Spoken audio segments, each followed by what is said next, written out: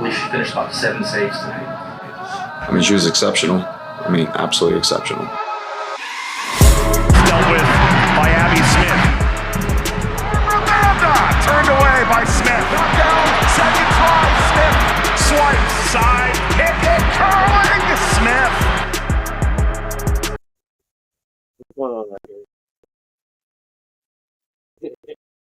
Pretty good, man. I was a little bit hyped up after. Yeah, man, it's getting crazy over here. Might be getting a couple thunderstorms in Austin pretty soon, but yeah, it's been getting crazy over here. Man. Hey, well, kind of crazy this game that we just watched this weekend. Houston Dash going over to Orlando and is just putting up a hell of a friggin' fight, bro. That was just kind of an insane game to watch. Kept you on the edge of your seat the whole time. Definitely not expecting it, but you know, us being optimistic, we're like, okay, cool. I like it. Well, you know, Abby Smith as well. But before we get started, Dash obviously go down 1-0. You know, what's your takes of the game? Go ahead and give us your thoughts on it, and then we'll kind of backtrack and just kind of go through bits and pieces of the game. Yeah, honestly, I was heading into this game with extremely low expectations. As we said in the last episode, we're playing one of the best teams in the league, and I feel like it was going to take a lot of effort to contain this team and do our best to get a result out of Orlando. And considering all the things that we've said and the expectation heading into this game, I was pleased with the performance. It just disappointed that the goal conceded by Houston came in at the 99th minute, like during stoppage time of the second half, which was just extremely unfortunate because I felt like Houston not only did a pretty good job defensively speaking, and also they tried their best with whatever they had to just get forward and get the best chances they have in the game to get on the board.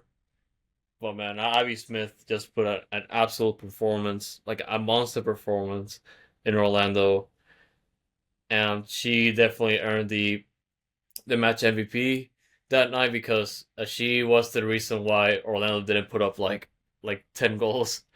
And of course, a lot of credit goes to the back line, but Abby Smith has been like proving a lot this season that she is not just a slouch on the bench because Jane Campbell might just be starting, but this is one of the things that Fabrice has been saying the entire year. He's going to start the best roster available.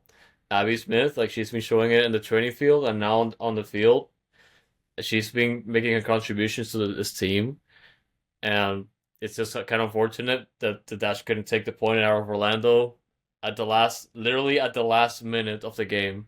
It was just very disappointing that it was a deflection, but overall pleased, considering it was a pride. And man, we just gotta move on.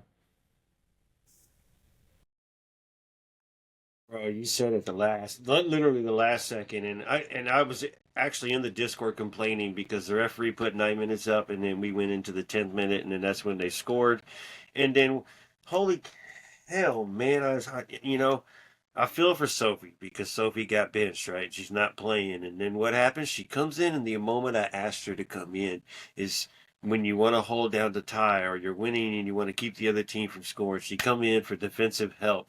She's actually there. She's in the way. The ball deflects off of her and goes in the goal. So not her fault. Just come on. And the unfortunate way to get scored on at that moment, too, the dying moment. All you got to do is put the ball down and it's going to blow the whistle. So the game should have ended 0-0. Should have been the 9 damn minutes instead of the 10. There wasn't any extra for the reason for that. So BS. As you mentioned it, my hook'em horn, Abby Smith with 7 saves in this game, 7 remarkable saves. So you say all the credit goes to the defense. I think all the credit goes to Abby Smith in this one. And I think it's time to get used to Abby Smith behind the post. But, defense was put under a lot of pressure. And Orlando gifted us the start of the game, right? No Banda, no Marta to start the game. So that was kind of cool. Like, all right, now we have a better chance. Yay. They were probably hoping not to use them at all. They had to use them. I had to use them. But Orlando's tough. They obviously are one of the better, top 3 teams in the league for a reason, so they can afford to do that. It just sucks that you're doing it against our Houston Dash. But one thing that stood out to me, man, and I don't know nothing, haven't heard nothing, but Avery Patterson was missing from the lineup, and don't know, didn't see. I didn't see anything. I forgot to check the availability report prior to the game, but I still hadn't even looked at it myself. But Avery Patterson was missing. That had to be quite a surprise for you, unless you've heard something. It was extreme surprise on my end, and I was like trying to look for the availability, but yeah, it just seemed extremely odd because I felt like this was gonna be her game. Just being a top opponent, like on the road, I felt like it was her prime moment just to show up and be loud for this team and just be one of those like that type of presence that the team needs. That she's been showing out, just being the player that's gonna move forward and create as many chances as possible, like up front. Even though she has to like track back some here and there, and yeah, like it feels really weird to say at least, like just the timing of everything. But it could just be a tactical thing. I doubt it's something that Fabrice had in mind, like from the start, because she's one of his best players. So yeah, it's just very odd, honestly. The only thing I could see, it was just a scheduled day of rest, because she wasn't listed on the availability report. The Dash have more than 18 players, or what is it now, 20 players available. So you don't have to list that person not available if they're not going to make the game day roster, because you have 21 available players and only 20 can make the roster. So 11 on the starting lineup and 9 subs. Is it 9 subs? Let me check real quick. 1, 2, 3, 4, 5, 6, 7, 8, 9. Yeah, 9 subs, just like MLS. So yeah, maybe it's just a day of rest, not an illness or anything. And she did come back from U.S. camp, so they did do some heavy practicing over there while she was in camp, played her games. So that's what I'm going to wash it up to. That's what I'm going to hope all it is. And we're going to see her on Friday back at home. So, Avery Patterson, you're good. I know you got to play against Kiki Van Zanten and Jamaica, and y'all got to do the jersey swap. So that was cool. That was cool to see. But going back to it, so that's where we're going to put Avery Patterson to. You got yours, I got mine. A day of rest, but maybe it was just needed, and Fabrice is taking it easy. But like you said, one of the best players, you got to use them, you got to play them. I don't know. We rested Ryan that last week too, when we expected her to be back after her, her eye injury, but I guess it took a little bit longer to come back. So I don't know. You have players available, and Fabrice is capable of surprising you. Abby Smith. So what do you do? But Yasmin Ryan gets to start up top with kind of Barb, playing up to that roaming forward with her. Then our regular midfield, of course, with Duljan, Colaprico, and Sheehan. Duljan getting the start because Avery Patterson is missing. Maggie Graham goes to the Patterson position, and then everything else is the same. Nielsen is back to getting her starts, and Westfall goes back to the bench. So hopefully Nielsen figured it out and got it back together. So she looked good in this game. So shout out to Paige. She did look good. No, nothing to call upon. But so you mentioned the defense did a hell of a job, and so let's talk about the defense. Katie Lynn, Natalie Jacobs, Paige Nielsen, Ryan Garys, Maggie Graham as well, man, did a superb job. She had Colaprico, they switched back and forth between who's playing back the most, man. But, man, you got to give a shout out to the defense, like you said earlier. But, break it down. Tell me about how the defense did this game. Honestly, it kind of looks like I shouldn't be giving a lot of credit because Orlando still got like a ton of shots on goal and a ton of shots altogether. But it just feels like Houston did a pretty good job. Like there's like obviously a lot of credit goes to the defense and Abby Smith, but I feel like it's more so a 50-50 like credit like split because like defensively speaking, the back line has just been trying to at least like block all the scoring opportunities that Orlando was just like driving in the ball inside, and City found like some sort of angle outside the box, and Abby Smith was just like able to be at the right place at the right time in the opportunities where Orlando was just finding themselves wide open, and she I feel like her vision of the game and just standing where she knows where she has to be. I felt like a lot of that credit goes to just her vision of the game and where she feels like the shot's gonna go, especially with like the back line itself is positioned. So I feel like it's it goes in even ways, even though it kind of looks like they gave a lot of opportunities to Orlando to run away with the game.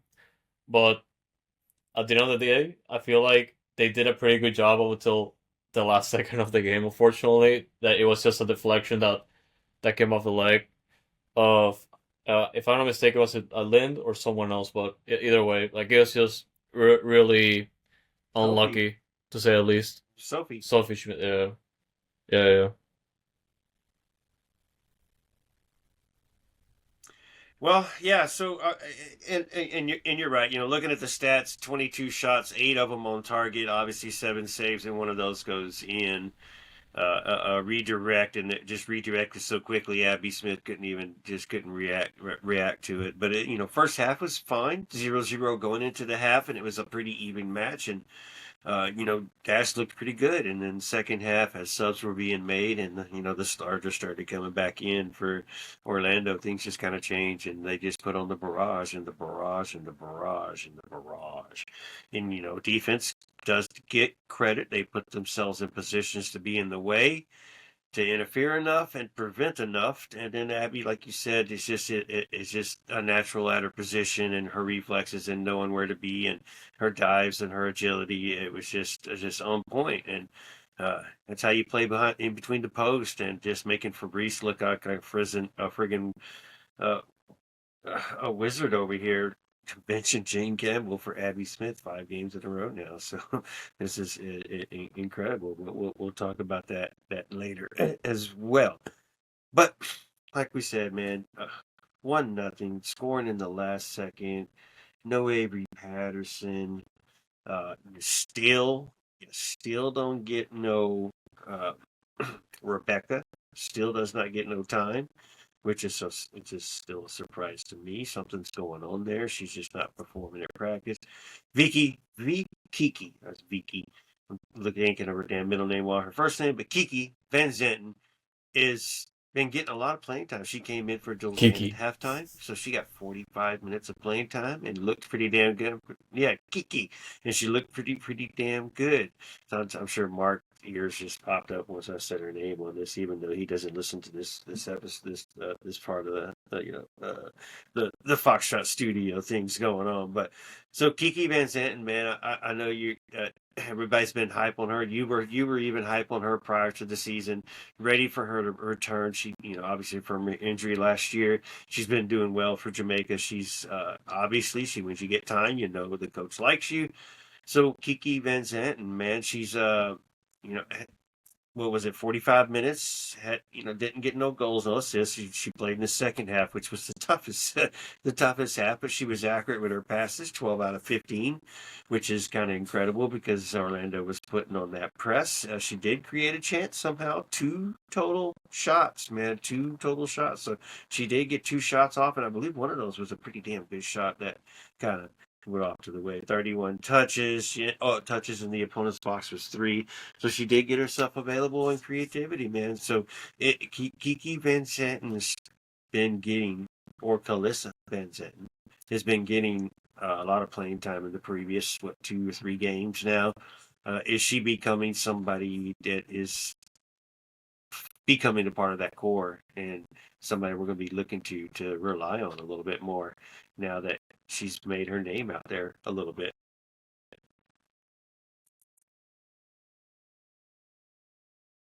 I'd say so because like it's unfortunately was one of those players that suffered a setback last year, and she's working her way back into the lineup and into starting quality if like at most.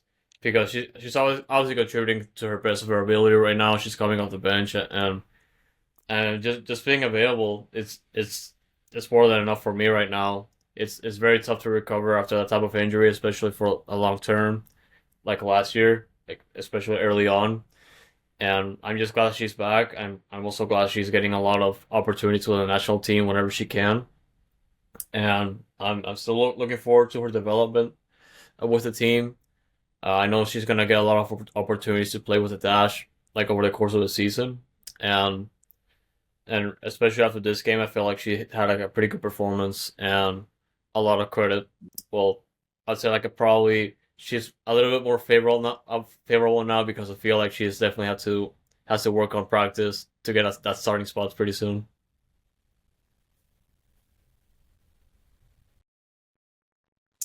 That's hey, I'm okay with her getting some starts. I like what she's doing, like what she's providing. So yeah, I'm good with that. Obviously, somebody's gonna have to go to the bench, but that's part of the game, and that's where I like where Fabrice can rotate these players. You got Alozia on the bench, which is I'm fine. I like her coming off. Messiah Bright has been coming off the bench. Puntgam has been getting an extra few more minutes instead of 5. She got 18 this time, plus the 10 minutes of extra time. And of course Sophie Smith came in late to, be a defensive extra piece, and it just didn't turn out. It just didn't work out. That's okay. Belle Breed is the one who made the lineup this week, in place of Avery Patterson. So don't forget Belle Breed is still out there. Avery Patterson returns this week. She'll probably be the one. Breed will probably be the one that goes back to the practice squad. So it'll be interesting, man. But Orlando beats Houston, and well, you know what? It doesn't suck that bad because we kind of expected it. It just sucks how it happened at the very last second after you put up all that fight, and then it's a deflection in the damn goal. So Houston 0, Orlando 1. Andres, I think we're good to move on. Any final words on the Orlando versus Houston Dash game?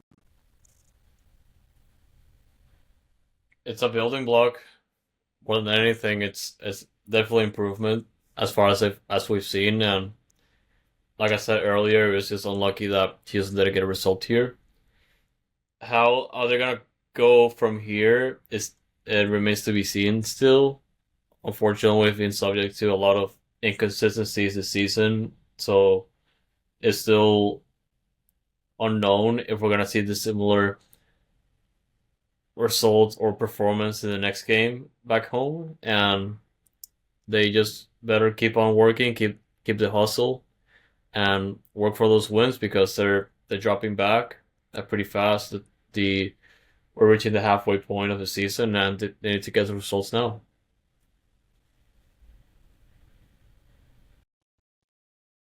Yeah, it's getting time. When we'll go over the standings here shortly, and let you know where we're at. Obviously, 0 points doesn't get you anywhere moving in the right direction, so don't expect anything surprising whenever we get to the standings part. But all right, NWSL Roundup, I'll run through them real quick. A lot of games were interesting this week, so stop me if you want to jump in anywhere in here, Andres. But Friday night, Racing Louisville and Utah 3-2. First 4 goals of the game came within the first 31 minutes, and it was 2-2. And later, Utah gets a red card, and then in the 85th minute, Louisville wins the game. So in the clutches, 5 minutes left to go in the game. San Diego Wave, our next opponent, who was at home, was hosting Seattle Reign and lost 2-1. All goals came late in the second half, with Seattle Reign scoring in the 88th minute. So we got an 85th minute, and we got an 88th minute. Notice a theme going on here? Moving on. New Gotham hosted Kansas City Current, and that one was a 2-1 Kansas City Current. This game was kind of normal. Kansas City went up 2-0 in the 11th minute, and you're like, Jesus, here we go. This game's going to be over. And then Gotham gets an own goal in the +10 to make it 2-1. So they salvaged a late goal, but that one doesn't matter. KC Current 2-1. Yes, sir.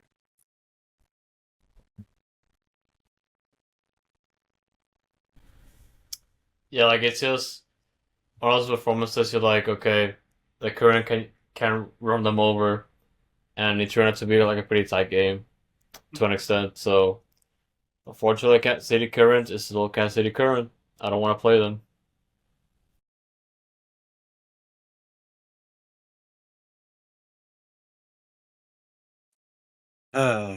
Gonna have to at some point. But we got to get better first. Bay FC beat Portland 1-0. Normal game. That goal was scored in the 39th minute, so we're okay there. Angel City hosted Chicago Stars and tied 2-2. So I'm a little surprised at Angel City right there playing that kind of game, man. They were up 1-0 and then went down 2-1, and then they scored in the 80th minute to pull it back 2-2. Angel City with a 2-2 comeback. And then yesterday, well, since we're recording on a Monday night, the Sunday, Washington Spirit beat North Carolina Courage.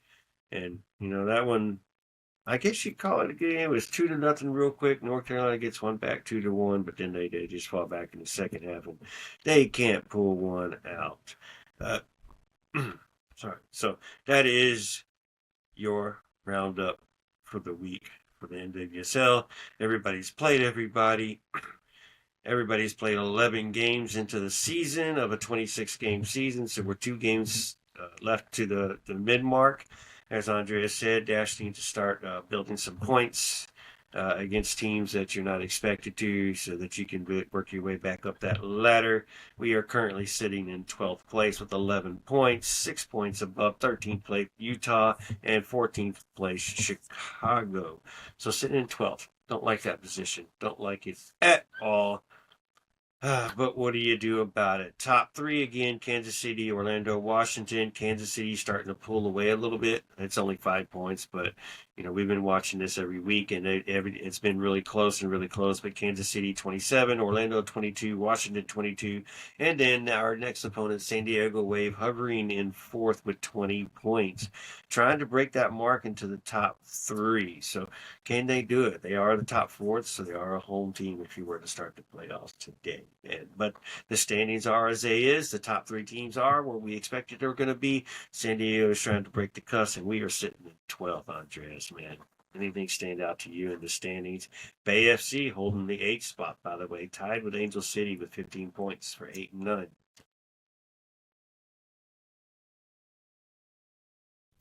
I'm starting to get worried because the gap is widening, and with the next 3 points, it could get us up to 10th place, which is not a playoff spot. So we obviously a win next weekend is not going to do much unless the results keep piling in over the course of the rest of the season.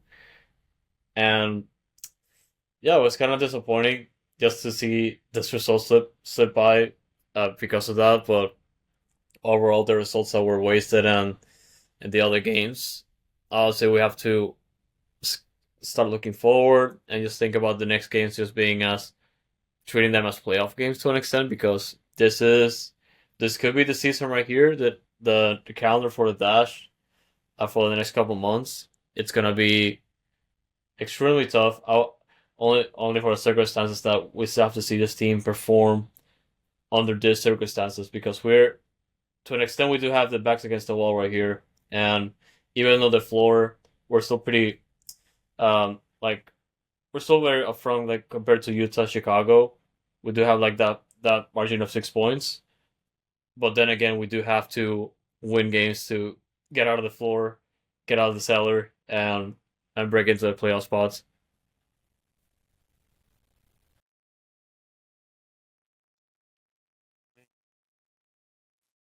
Going to be tough because, as I said, San Diego is our next opponent, and they're a good road team, and we're not a good home team.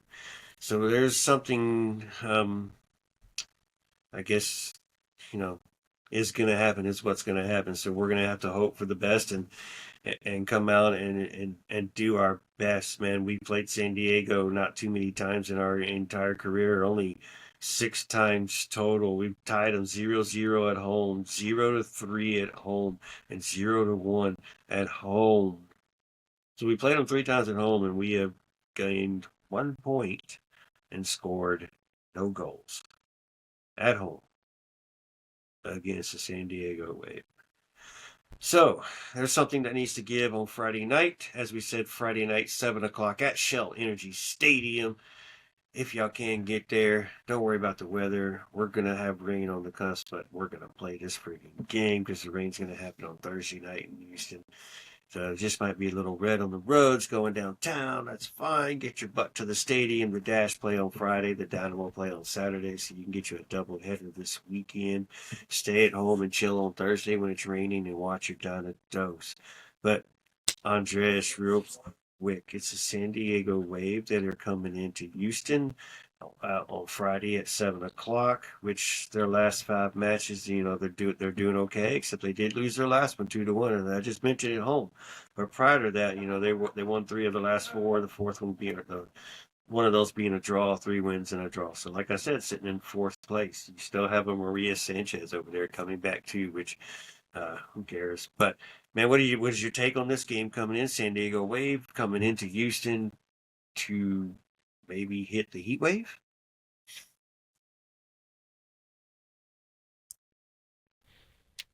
Very concerning because they were before this past weekend they were on a 6-game unbeaten streak, and I think they only tied one of them. So they were coming in with like a big stack of wins and in pretty good form. They might just come in with chip on the shoulder on the road in Houston just to get a result out of them. And of course, Maria Sanchez is gonna be like all over us, hoping to score against us, and there's just gonna be a lot more reason to look at this game because they're not the only ones looking for a result, but also us trying to get back into the standings. And San Diego, like you said earlier, they're still fighting for a top 4 spot and probably to go higher than that. So San Diego's a pretty good team. I expect a pretty competitive performance from them, at least like to try and press Houston as much as possible to find a loose ball and capitalize on that. And it's just gonna be, it could get messy pretty fast if Houston's not as attentive and on their toes as the previous game. So it's just gonna be, I feel like it's gonna be one of those games if they don't pay attention, and we just gotta get creative here because we have to get the goals, which has been an area that we have been struggling this year as well. And man, we just have to see. This team needs to prove us wrong.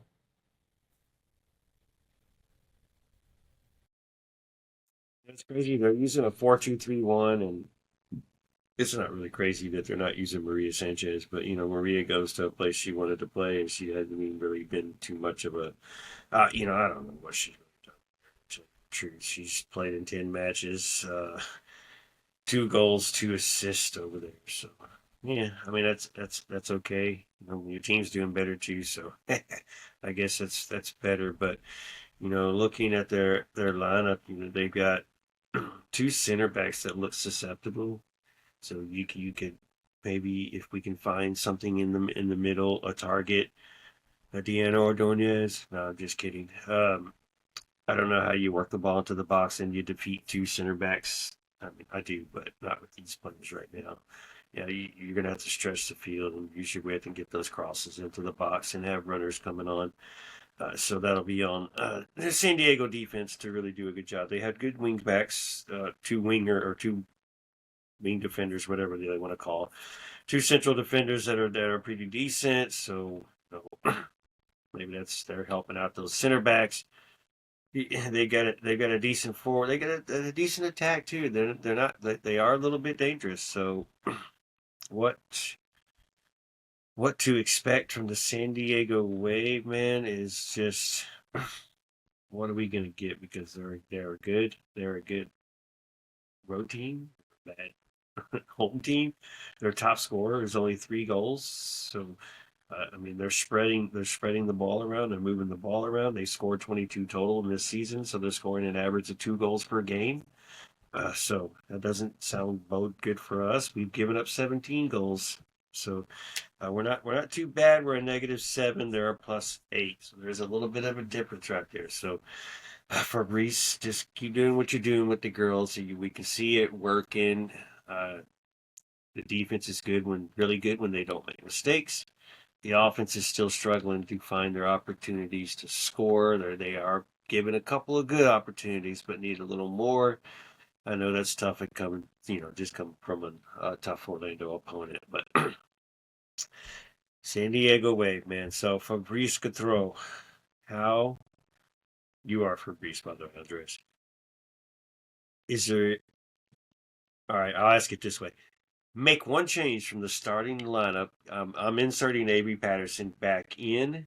I'm pulling Doljan out and putting Maggie Graham back in the midfield for you. Make one change that I might not expect Fabrice Gautreau to do right here. I know we kind of probably, I guess, I'll just let you answer the question. What could you do to help maybe trigger a little more spark in this game from the start? Yeah, guessing a lineup out of Fabrice Gautreau is very difficult than it looks because like Jane Campbell could be featured in the next game, like as long as she practices well, or like any player on the roster does have a better practice this week, and like the one that's I feel like it's gonna be like the least, or the most likely is like the one you said, Avery Patterson just coming in, going back to the starting lineup here. I was looking through it and like the one thing that I feel like could potentially change is probably just be Michelle Alosi starting, but then that will mean that potentially we could see like Jasmine Ryan or Adol John like sitting back. So it's I feel like every Patterson coming in might be like the most likely scenario here as to the least likely that could happen. I feel like it could be just one of those.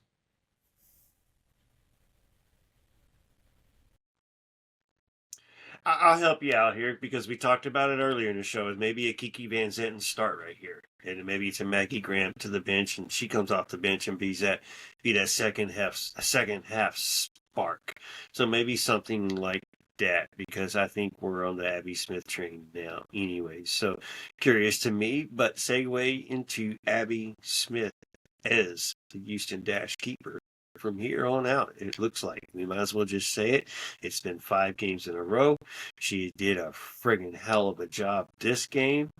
So, Abby Smith is our keeper, bro. Say that out loud with me. Jane Campbell to the bench. Jane Campbell just sitting and chilling and just being a professional right there. But incredible. And the year is 2025, and we're saying that already.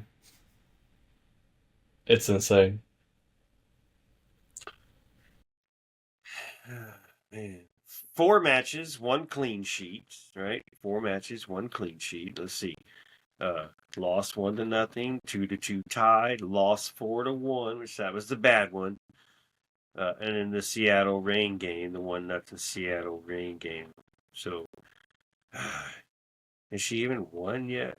What the heck? Yeah, of course she has. Yeah, it's a Seattle Reign game. Sorry, we won the Seattle Reign game. That was a clean sheet. Her first game, we won that game. Then she gets beat up 4-1. Then the 2-2 game against Bay, which we kind of gave Paige a tough time last week. She came back and fought back this game and made it up. So, Paige, I'm sorry. We talked about you in the last show. You're back. You're back, girl. I like it. And then 1-0 this game against Orlando, and obviously her 7 saves. So she's just she's going off right now, man. Her stats for the season: she's conceded 7 goals, which doesn't sound too good in 4 matches. Saved a penalty? No, she didn't save a penalty, but she has a good foot mob rating. If you want to go by that at all, it's foot mob, but whatever. It is what it is. Clean sheets, like I said, 1. She's faced 1 penalty. She's high claim saves is 5. I think it's been a lot more than that because it feels like they're all high claim saves. So Abby Smith, man, give me your superficial opinion. Is it Abby Smith for the rest of the season? Is it okay to say that, or is it we never know because it is Fabrice Gautreau? We always never know because it is Fabrice Gautreau, but I do agree that Abby Smith is making the case here, and it's really making the debate very tough for Jay Campbell to keep the spot when she's putting out these performances. So it's you could say that to an extent it's Jane Campbell's spot to win in practice again. I do like the competition between the both keepers, and I do like that Abby Smith is getting a ton more opportunities that compared us to be like, just being like a regular second string keeper. And I really like this. I feel like this is also going to help Jane Campbell in a way that she has to go above and beyond to win that spot back. So it's good to consider, and I do wish Abby Smith the best to just keep her form all throughout the season, and we'll see if Jane Campbell beats her.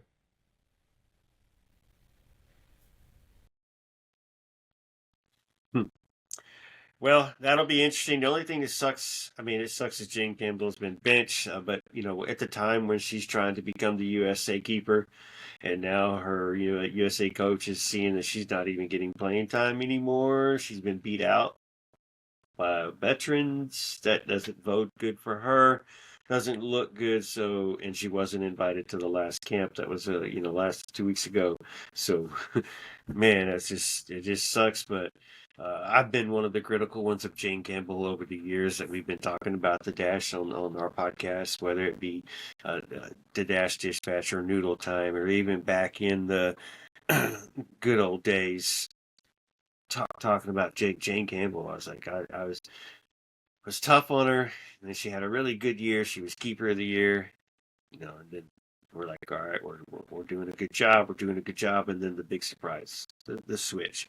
So I guess it's something we'll have to deal with. But like you said, Smith is doing her job, improving us, or making us just be quiet about it. Not really be quiet because we're talking about it, and it's like it's a good talk because she's doing a damn good job. So it's just crazy that this is one of the conversations that Houston Dash are talking about. So I'm just glad that Smith is not just an epic failure and we're sticking with her, because then that'd be another story because we're not moving up in the standings. So we're still losing games, but you can't put that on Smith. But anyways, let's move on because, we've got to get a new topic in.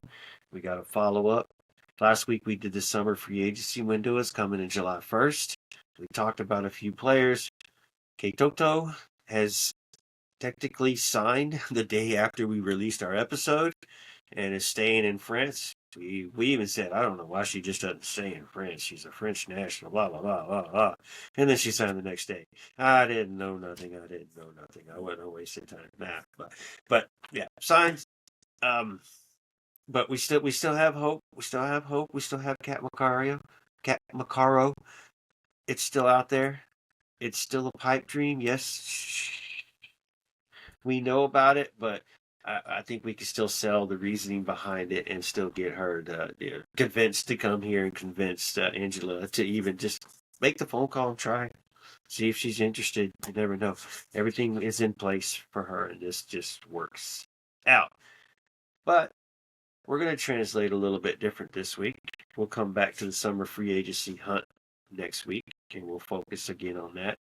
We've got two things to focus on starting next week. But this week, the NWSL just announced as a couple days ago that loans, intra-league loans, I don't know why I did the quotations because it's not fake, it's intra-league loans, are now allowed within the NWSL with player consent, which means I can now loan a Houston Dash player to a North Carolina team, and they can go play over there for the season and then return back to the Houston Dash and continue their season next season.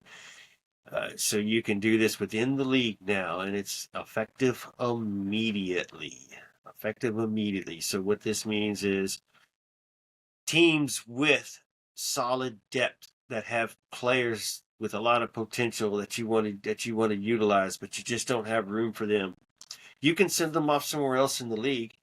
Keep a real close eye on them, but they get to play for somebody else, and you still own their rights. They come back to you when their loan is done. So you can see it for that. You can see it as somebody trying to shop somebody, you loan them off, you get them some playing time somewhere else. They come back and you try to sell them because you just didn't want them, but you're still under contract with them.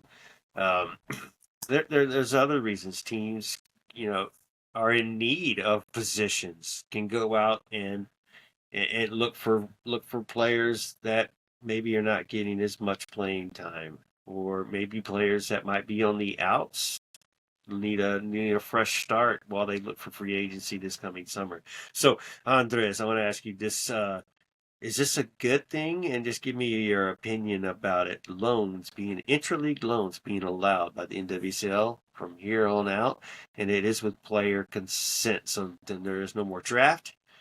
Players can sign it freely as they please for out of college and free agency. Talk to whoever they want, and then now loans, which player has to get consent before a team can say, "Hey, you're going over to North Carolina." I don't want to go. Oh, damn. Okay, I guess we're not going to do that. But yeah, give me your opinion on it, and is it a good thing? It is a very good thing because it gives flexibility for teams and players that want to perform elsewhere or just get playing minutes, because it's just depending on the team. If it's like enough depth, it's gonna be tough to get minutes off the bench, even start, considering that it could be just a competitive team altogether. And this is very good for the players. You just mentioned that they eliminated the drafts, so just being without the draft is, I feel like it's more so less mechanisms to move players around. So I feel like the intra-league loans are a good backup for this, because clubs do get to keep the player rights, like you said, and give players the opportunity to play more minutes elsewhere, where teams are actively looking for players of those positions and their caliber, just to see if they can help the roster. So it's a win-win for everyone. The other good thing that I've thought about is the fact that you can literally get a player right now out of loan, but you have until the end of the next transfer window to bring them in, because it's essentially just going to be the start of the end of the season, and roster freeze should come over a month after, if I'm not mistaken. But well, yeah, I feel it's a very good initiative, and I felt like it was coming after they removed the drafts and they were getting a little bit strict when it came to player moves. Obviously, player consent being a big one, because it was they've been a lot of trades done in the past, especially the Christian Press one coming to Houston. It's a good example. So I feel like this is pretty good for the league altogether.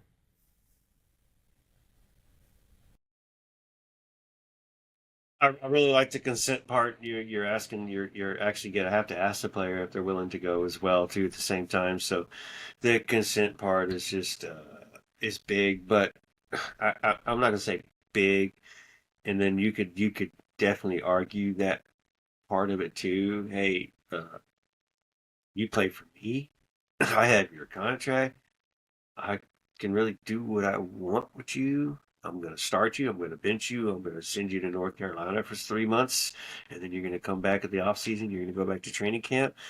Uh, I don't. There's an argument that you can go either way, but I do like it. I like the loans. It's helpful. I was kind of surprised that we didn't even have it already. Whenever they friggin' announced that this is going to be the deal. Though there are two teams coming into the league next year.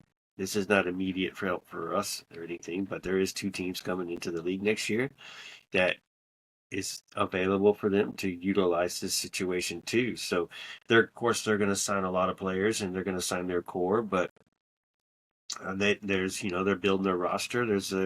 They have an opportunity to use that loan structure as well and get some players in that number one they may want to look at, and then or just it's a necessity because they're dealing with injuries or something like that. Blah blah blah blah blah. But anyways, let's go back to the now, because that is available now. You can loan out now. You can loan in now.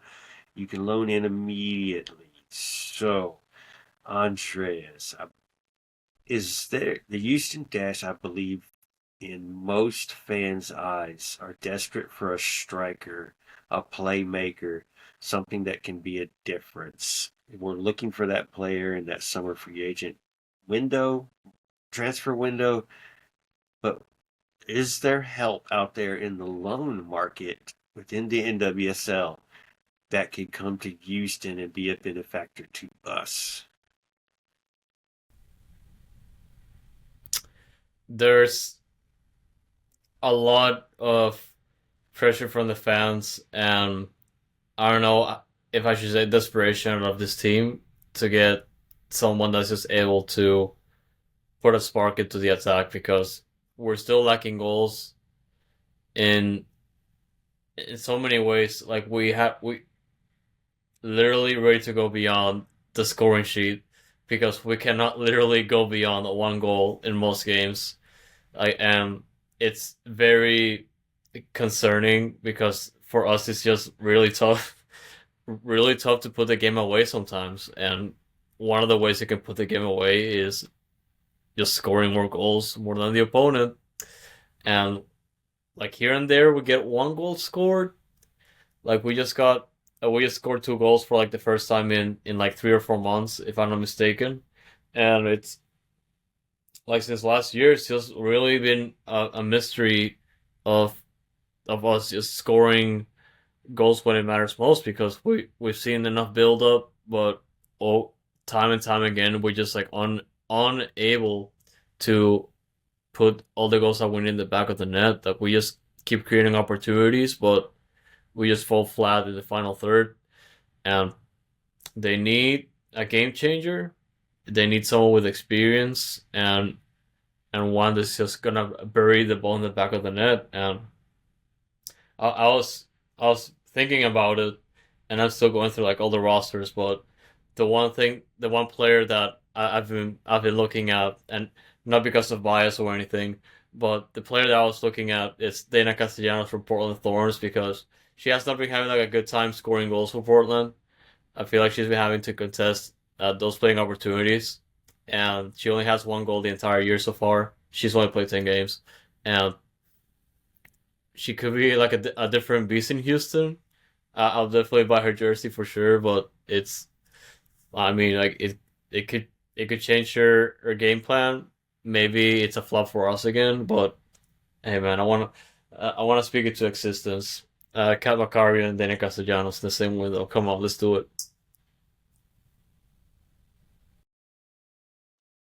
That would be another one that would be nice. I remember her from her Man City days, because I'm a Man City fan, so I've been watching her for Man City, and then I was kind of surprised when she left us and when she went to Bay as an expansion for the expansion side Bay, and then she played in 24 games for Bay, but then didn't produce, so Bay got rid of her. And then I think she got hurt last year, and now here she is coming back playing 10 games, like you said. So out of 11 games, so she is getting playing time. She is just not your starter, right? So what do you do? That is somebody that would be, a nice. She can play center mid, she can play striker, so she can fit into versatility that Fabrice likes to do and give her the freedom. So I'm, I could be there too. Sorry, she wears number 10 right now, so that's obviously not available, but she's not going to fight Barb from the same country to fight for that number, is she?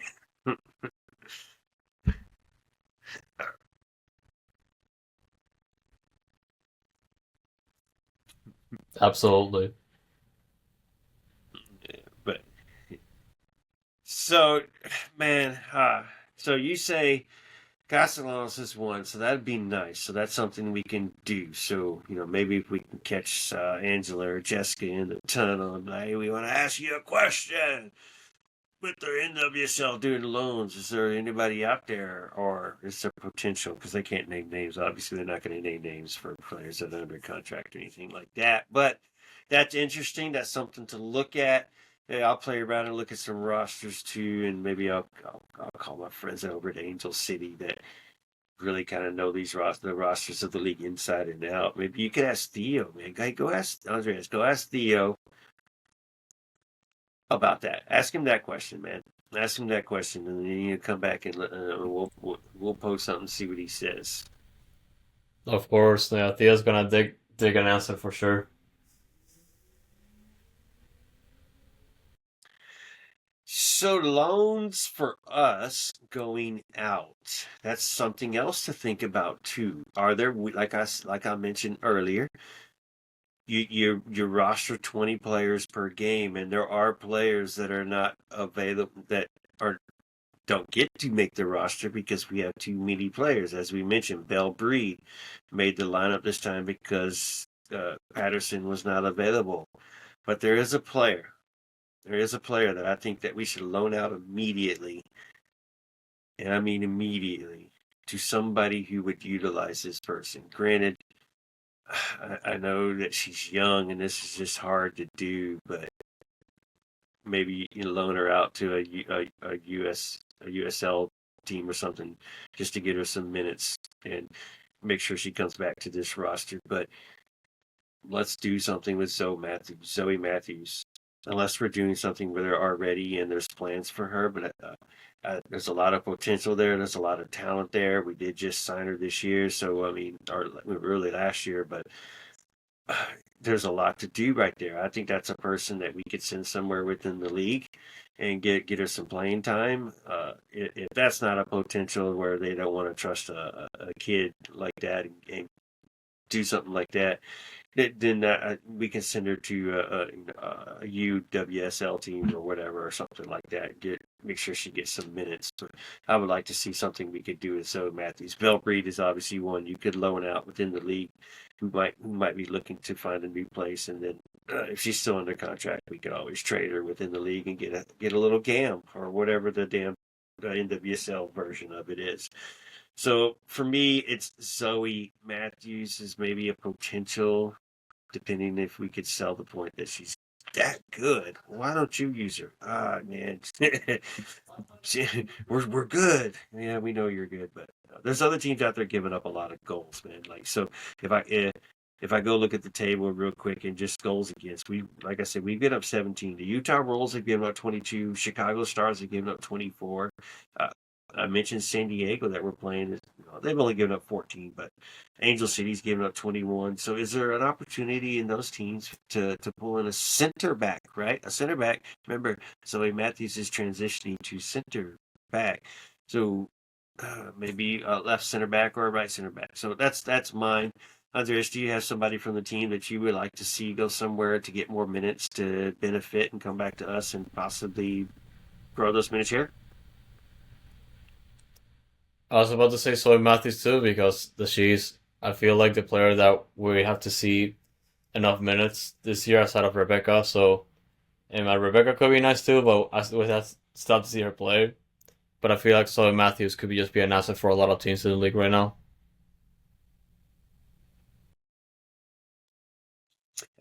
And that does remind me, of course, a player that loaned, which is natural. You can't loan that player if they're on a loan to you, so we won't be able to do nothing. Rebecca is on loan to us. I would like to see her play, so either her loan runs out or blah, blah, blah. Is she on loan to us? Yeah, she's on loan to us, right? I can't even remember because she hasn't played a friggin' minute, so she's got I believe so, yes. to remember. Yeah, so she's on loan. So unless she starts getting some playing time, she's going back to wherever she came from, back in Brazil, and we will not get to see her. But again, like, hey, Zoe Matthews is my vote to get some playing time, as long as it benefits her. Actually, never mind. It's a full transfer for Rebecca. It is a full transfer. Well, then that is even crazier. We should be talking about that more. How she's not getting playing time, and maybe that's something when I finally decide to go to a press conference and ask Fabrice, how's Rebecca doing in practice, and how's her how's her improvement coming along? Blah blah blah blah blah blah blah. Ah, man, what a show! What a show! I think we got through it all, brother. I think we got through it all. We had a new Fox in the Box come out today, so y'all go check out that article that can be found on Ko-Fi. Go check it out. You can see it on, well, you know what? Andres is going to give us all the profiles. Andres, why don't you take us through what's going on this weekend, what's going on this week in the Foxtrot studios, what's going on Foxtrot TV and Foxtrot Media, and let the people know where to go. Thank y'all. We made it to 300, and then we'll let y'all be, peeps. Yeah, and just to start with the Substack, Fox in the Box, our weekly newsletter where we keep you up to date with anything related to Dynamo, Dash, those, and Dynamo we're not playing this weekend because they were on bye week, but Dash and those were, and we were able to break down the games for you. Also, everything that happened like over the course of the week, and also our latest episodes of Real Time. Well, the Dash did especially for this one, and also the double Foxtrot game day we did in Austin and back in Houston the previous week, and which was pretty good. So shout out to OSG again, and yeah, our socials at Dynamic Foxtrot. We do have that handle on X, formerly known as Twitter, Instagram, and Blue Sky. We also have a second handle on X called Noodle Tiempo. We try to keep you updated as much as possible within those channels. So make sure you're still following along and sharing the news as much as possible. Wherever you're watching and wherever you're listening on your favorite podcast platform, just look up Noodle Time. We're going to be there. Also, make sure you are following or subscribing depending on your platform. Leave us a review, leave us a like. It's going to help the algorithm, as well as YouTube, Foxtrot TV. If you're seeing this right now here, we do appreciate you. And if you subscribe to get us up to 300 subscribers, thank you for that. And make sure you are liking and leaving a comment as well for feedback if you guys want to share anything with us. And we do appreciate the feedback as well. So that one, and also Goals.tv, good place to check out other soccer content creators. If you haven't checked it out already, it's very informative and gives you a lot of context as to how many soccer content creators we are in the country right now.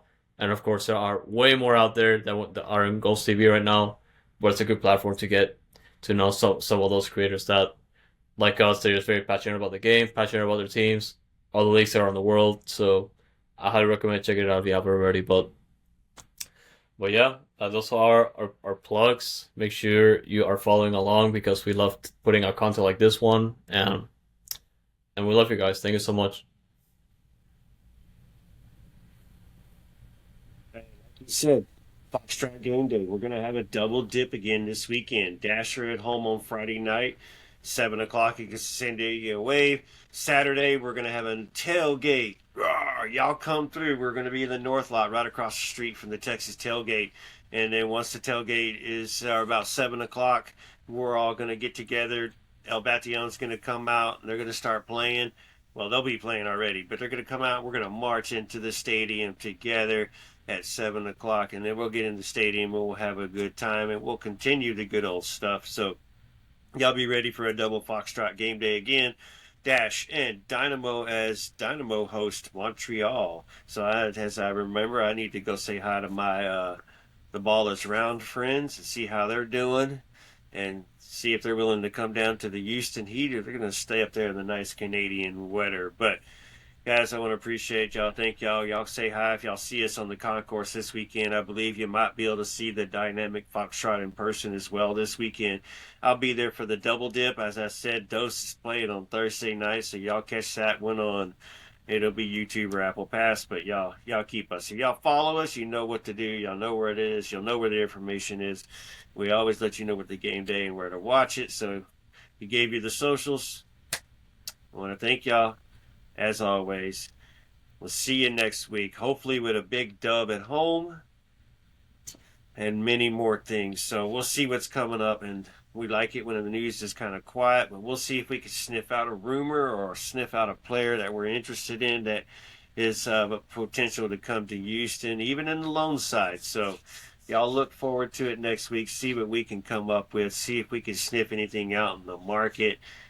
He's going to hit up some friends. I'm going to hit up some friends. We'll see what we can sniff out. And guys, if you're on the Facebook page, don't be starting any filthy rumors like y'all are starting. It don't even get the credit of these what it is. Go to Facebook if you're on Facebook and just tell them to Stop. Tell them to stop, stop, stop. But anyways, that's what's up, y'all. This is the Dash Dispatch. We went beyond. Well, actually, we didn't. We're under an hour, so we're going to go beyond every time. We're going to give it our all. And Dynamic Foxtrot, OSG. This is the Dash Dispatch. See y'all. H is up. H is up. Did a great job mitigating a lot of their chances. They're a dangerous team, and I think our group put everything they had on the field. And so there are going to be moments where other teams are going to get chances, but we all stuck together. We can walk away from this game with our heads held high because we put in a great shift.